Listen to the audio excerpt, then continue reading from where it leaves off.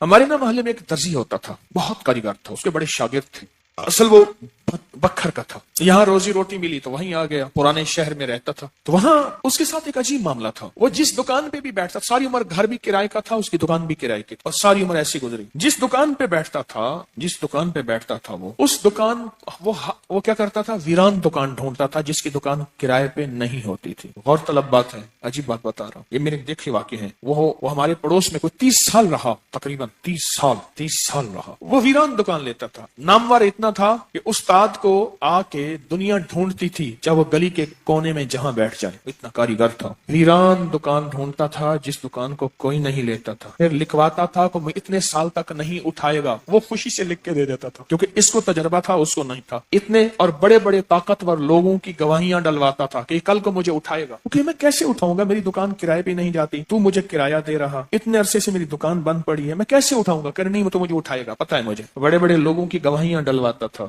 لکھواتا تھا، کرایہ دیتا رہوں گا، دیتا تھا، ادھر وہ کرایے پہ بیٹھتا تھا، چند دنوں کے بعد اس کے پاس لوگ آنا شروع ہو جاتے، یہ دکان دے، وہ اگر 20 روپے کرایہ دیتے ہیں، ہم 30 روپے دیتے ہیں، ہم 40 روپے دیتے ہیں، کوئی کہ ہم 50 روپے دیتے ہیں، اب اس کا دماغ بیچارے کا تو ویسے ہلا چترل گیا، دماغ تو ہلنا تھا، وہ اس کو آ کے کہتا کہ مجھے اتنے لوگ دے رہے ہیں، میں نے کہا میں نے تجھے پہلے کہا تھا لکھوا کے دو، اچھا یہ چند بار ہوا، جس دکان پہ بھی بیٹھتا تھا، اس دکان پہ بیٹھتے ہی اس کے ساتھ یہ معاملہ شروع ہو جاتا، اب یہ راز کسی کو پتا نہیں تھا، یہ راز ہے کیا، اس کے ساتھ کیا ہوتا ہے، اس کے ساتھ ایسا کیوں ہوتا ہے، اس نے نا ایک دفعہ یہ راز ایک بندے کو بتایا، اس نے مجھے بتایا، براہ راست میں نے اس سے بات نہیں ہوئی، لیکن ہمارا پڑوسی تھا، وہ ایک بندے کو اس نے راز بتایا، ہمارا ایک رشتہ دار تھا، اس کو یہ راز بتایا اور اس کو کہا کہ میرے ساتھ یہ راز ہے، اس نے اب جو لفظ کہنا، پہلے میں وہ لفظ آپ کے سامنے بیان کرتا ہوں، کہنے لگا بخت میرے اوپر پاگل ہے، اور مجھے بخت میرے اوپر پاگل ہے، میں نہیں چاہتا وال میں کو آتے ولڑ چپٹ جاتا ہے لپٹ جاتا ہے، میں نہیں چاہتا، آگے پھر مجھے لپٹ جاتا ہے بخت، اچھا جس کی دکان آنے کی ہوتی ہے 100 آنے کی ہو جاتی ہے، اچھا ادھر میں دکان چھوڑ کے جاتا ہوں کسی اور جگہ پہ، وہ دکان پھر آنے کی ہو جاتی ہے، پھر جہاں میں جا کے بیٹھتا ہوں پھر وہ 100 آنے کی ہو جاتی ہے، پھر وہ پیچھے والے مجھے آ کے بلاتے ہیں، آپ کی مہربانی آ جاؤ، اس سے کم کرایہ دینا، تھا کوئی ایسا، کیونکہ ہاتھ کا کاریگر بہت کم ہوتا ہے جو سر پھرا نہ ہو، ہاتھ کا کاریگر وہ ہاتھ کا جس شعبے کا ہو، تھا کوئی سر پھرا، کہہ رہا میں نہیں جاتا تھا دکان پہ، تم نے مجھے نکالا تھا، ساری زندگی اس نے ایسی گزاری، اب یہ بخت کہاں سے ملا، اب بخت کو سن، کہا میرا باپ مزدور تھا، مزدوری کرتا تھا، بڑا ہوا تو اس نے مجھے درزیوں کے کام پہ ڈال دیا کہ بیٹا چلو چھاؤں کا کام ہے تو کرتا رہے گا، میں تو دھوپ سردی گرمی مزدوریاں کرتا رہا، درزیوں کا کام چھاؤں کا کام ہے تو کرتا رہے گا، اور میرے والد کہتا تھا تجھے کوئی ایسا رئیس مل جائے جو اپنی دیوڑی میں تجھے جگہ دے، بعض رئیس ایسے ہوتے ہیں جنہوں نے مستقل درزی رکھے ہوئے ہوتے ہیں، ان کا ہر وقت کپڑے سلتے رہتے ہیں، کہہ رہے دعائیں دیتا تھا والد مجھے کوئی رئیس مل جائے، کہ والد کا حادثہ ہو گیا، والد کی ٹانگ ٹوٹ گئی، والد کی بوڑھی والدہ تھی، ہم والد کی خدمت کرتے تھے، والد دعائیں دیتا تھا،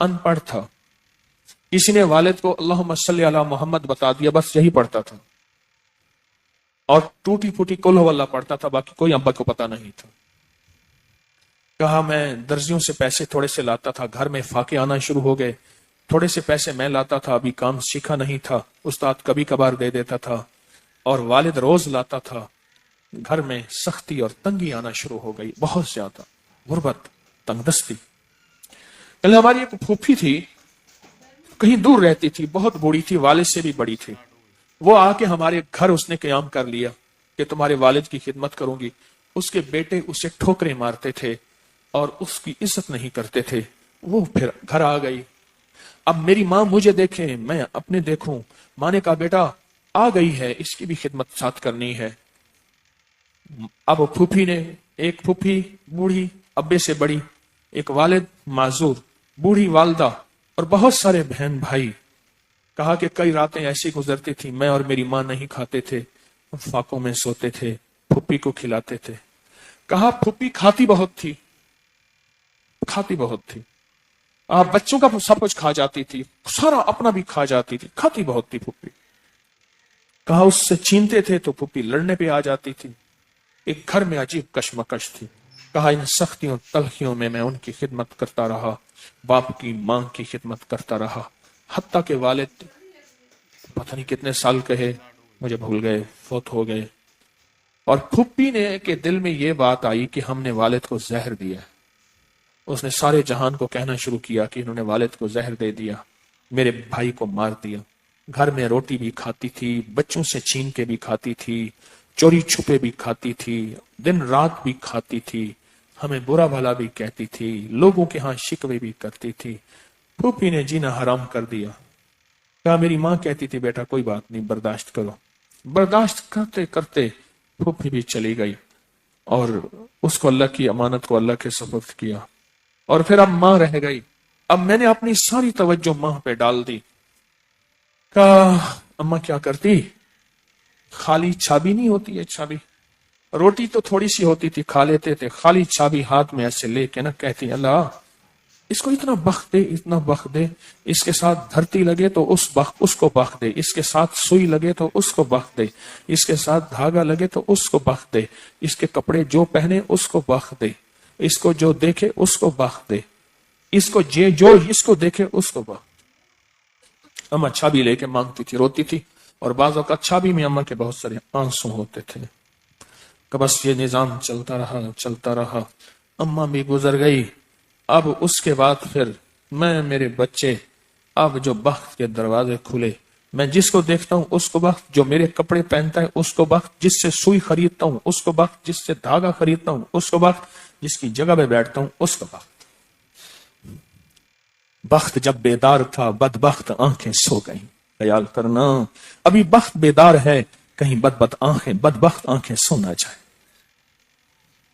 وہ دعاؤں کا ذخیرہ اس درجی کے پاس تھا، وہ دعاؤں کا ذخیرہ، پھپھی کی ناگواریوں کا ذخیرہ، ابی کی صبر کا ذخیرہ، پھپھی کی ناگواریوں کا ذخیرہ، اماں کے صبر کا ذخیرہ وہ ساتھ تھا۔ بس سہتا رہا چلتا رہا، اللہ کے نام اعمال میں، اللہ کے نظام میں لکھا جاتا رہا۔ وہ تجھے کوئی دعائیں دے نہیں رہا، نہ دے، میرے نظام میں تو ان لوگوں میں ہے جن کے ساتھ دعائیں ملتی ہیں، جن کے ساتھ دعائیں لگتی ہیں، جن کے ساتھ دعائیں لپٹ جاتی ہیں، تو ان لوگوں میں ہمیں دعاؤں کا ذخیرہ چاہیے، ہمیں دعائیں چاہیے کسی کی، ہم کسی کی دعاؤں میں آ جائیں۔ میرے حضرت فرماتے تھے نظر بد لگتی ہے نا کھا جاتی ہے، اس طرح اچھی نظر بھی لگتی ہے۔ تجھے کسی اللہ والے کی اچھی نظر لگ جائے، تجھے مرشد کی اچھی نظر لگ جائے، تجھے ماں باپ کسی درویش کی اچھی نظر لگ جائے، اور نظر تیرا کام بنا دے گی۔ جس طرح بری نظر کھا جاتی ہے، برباد کر دیتی ہے، اس طرح اچھی نظر آباد اور شاد کر دیتی ہے، مراد کر دیتی ہے۔ ان کو یہ میں نے عمل دیا تھا، اور میں نے یہ اسی ایک ساتھی سے پڑھوایا، اور ایک یوں بھی کرتے ہیں، کریں یوں ہو گیا۔ کون ساتھ تھا ازبک سفر میں، اور کون ساتھ تھا؟ یہ تھے۔ میں نے کیا عرض کیا تھا کہ یہ 40 دفعہ جو ہے دے رہا ہوں، اس کی تاثیر کیا ہوگی؟ 40 لاکھ جتنی، 40 لاکھ کی ہوگی۔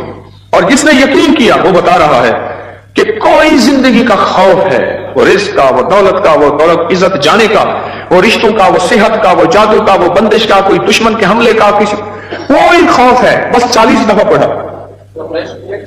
یہ ازبکستان میں میرے ساتھ جو گئے تھے انہیں میں نے اس سفر کا تحفہ دیا تھا، اور میں نے یہ عرض کیا تھا ان سے کہ اللہ کے نام کی طاقت اور بھروسے میں کہہ رہا ہوں، وَكَفَى بِاللَّهِ وَلِيًّا وَكَفَى بِاللَّهِ نَصِيرًا، کہ اس بھروسے پہ کہہ رہا ہوں، عرض کر رہا ہوں کہ جو 40 دفعہ پڑھے گا، ان حضرات کو میں نے یہ اجازت دی تھی 40، اس کو اس کی تاثیر کتنی ملے گی؟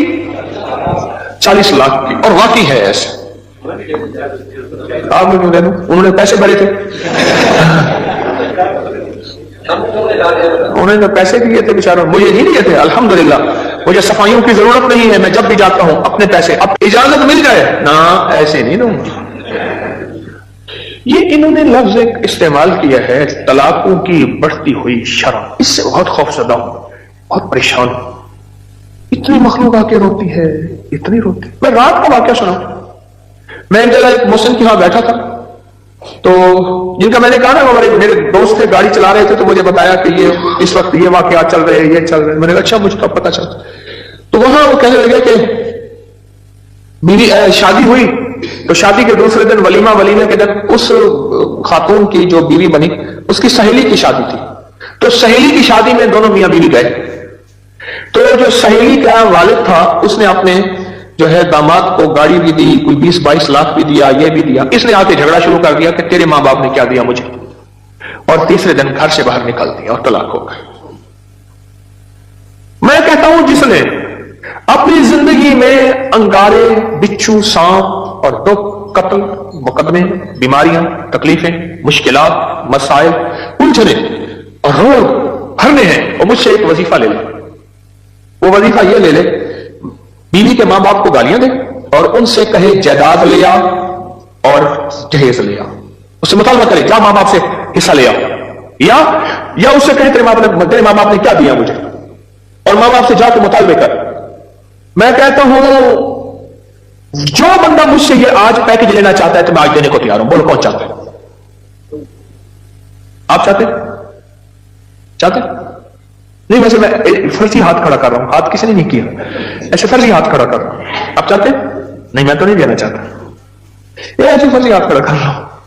جیسے وہ بس میں کہتا ہے سب میں آ رہا ہوں، ٹھیک ہے، بیچنے والا، کافیاں بیچنے والا، بام بیچنے، اچھا میں آ رہا ہوں. اگلا کہتا ہے بک نہ جائے میں پہلے لے لوں. اگر یہ چاہتے نہیں ہیں تو بیوی کو کبھی نہ کہیں جا کے حصہ لے آؤ. میں نے اپنی اہلیہ سے کہا اپنے بہن بھائیوں کو اپنا حصہ دیا کرتے. اور جس دن میرا رشتہ ہو رہا تھا اس دن میں نے پہلا مطالبہ یہ رکھا میں جہیز نہیں لوں گا. اور دو چیزیں میں نے کہی تھی، میرا سسر مرحوم، میری ساس اور میرا ایک ماموں، بچوں کا ماموں، وہ بیٹھا ہوا تھا. میں نے کہا میرے اندر دو چیزوں کی کمی ہے، ایک ایمان کی، ایک اخلاق کی. بس مجھے تو کوئی ایسا ساتھی ملے جو میرے ان دو چیزوں کی کمی پوری کر دے. مجھے یہ دو چیزیں چاہیے، ایک ایمان کی کمی ہے، ایک اخلاق کی کمی ہے میرے اندر، اور مجھے کچھ بھی نہیں چاہیے. الحمدللہ کوئی جہیز کی کہانی، کچھ بھی نہیں، کچھ بھی نہیں چاہیے. اور ولیمے میں سارا شہر کے جو غریب تھے، جمعدار تھے، جو تھے ولیمے میں، مٹن بھی چوری کر کے لے گئے ہوتے ہیں، یہ پہلے سے بجٹ میں رکھ لیا کرتے تو برکت بڑی ملی. ولیمے میں رشتے داروں کو بلایا، دوستوں کو بلایا، لیکن غریب غربا بہت بلایا. چھوٹے گوشت کا قورمہ بنایا، بہترین چیزیں، بریانیاں بنائی، ضرب متنجن بنائے. یہ نہیں ہے ان کو اوتری چیزیں دینی ہے، ان کو بھی وہی کھلاؤ جو عمراء کو کھلاتے ہو. اور اگر ولیمہ کرنا ہے تو گھر میں 4 بندے بٹھا کے بھی تو ولیمہ ہو سکتا ہے. اچھا، تو بڑھتی ہوئی طلاق کی جو شرح ہے، میں بات یہ عرض کر رہا تھا جیسے انہوں نے بتایا اور کہا کہ میں 40 بار، کہ وہ 40 بار ہے. کھڑے کو بتاؤ نا کیا کہہ رہے تھے. ادھر آؤ بھائی، قریب آ جاؤ نا، کیوں ڈرتے. کھڑے کو بتاؤ کیا کہہ رہے. ایک ہی مرتبہ. آپ ازبکستان ساتھ تھے؟ نہیں میں نہیں تھا، ساتھی اور تھا آپ کے ساتھ، لیکن اس نے بتایا کہ جی مجھے اجازت ہے. میں نے سن لیا، اللہ نے میرے ذہن میں ڈال دیا کہ یہ ہر کہتے ہیں آپ بتاتا رہے اب یہ آپ کی فاتحانہ اصل میں ہنسی ہے. انہوں نے بتایا کہ مجھے اجازت ہے. میرے ذہن میں اللہ نے ڈال دیا کہ یہ ہر خوف سے نجات ہے. اچھا، میں نے کہا چلو. بوتل کیسے پیتے ہیں؟ ہاں اچھا. تو وہ ایک موقع آ گیا، کسی کا گھر ٹوٹ رہا تھا، تو میں نے ان سے فون کر کے کہا کہ آپ اس نیت سے پڑھ دیں کہ اس خوف سے نجات مل جائے اسے. جی تمہارا نام کیا ہے؟ مگر. اچھا، پھر کیا بنا؟ تو انہوں نے پڑھ دیا، وہ 15-20 منٹ میں ایسے وہ ہر چیز بدل گئی. ہر چیز بدل گئی. 40 بار. اور تاثیر ملے گی 40 لاکھ. 40 لاکھ کی تاثیر ملے گی. بولو بھائی پھر